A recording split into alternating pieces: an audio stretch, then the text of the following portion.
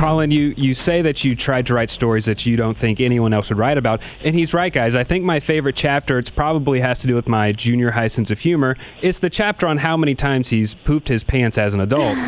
And Colin, when this chapter starts, you say you want your fiance Scarlett Johansson to skip this chapter. Surely she's read it by now.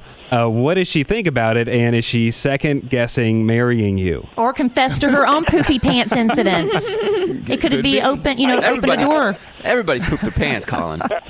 Everyone. Yeah, well, come on. Every that's like that book. Everyone poops. Parentheses. Their pants. Their pants. I'm adding the parenthetical. I showed it to her first before anyone else, and I think it was the moment that she truly understood me. And I think she really felt a lot of sympathy for me and compassion and empathy, and I think she.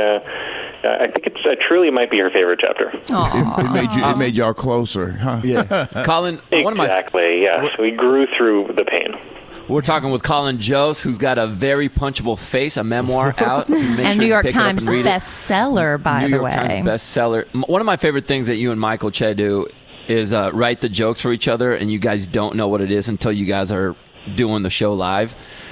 Do those shows, do you guys have to hand them in to Lauren, or is it literally blind? Only you two know what's going on. No, Lauren, it's so funny you asked that. I didn't even think about that, but Lauren doesn't see it before it, which is it's probably the only thing in this show that he doesn't see before it happens. Wow. But yeah, we never show him what it's going to be. Like, first of all, there's no time. Like, we're scrambling to figure out what it is until the last minute.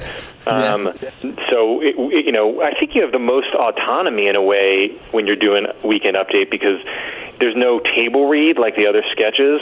So the first time Lauren's seeing everything is really at dress rehearsal, and then for where we see each other, where we write jokes for each other, we don't see those till air. So. Wow. It's a cool moment because no one really knows what's happening, and it's both thrilling and sometimes terrifying.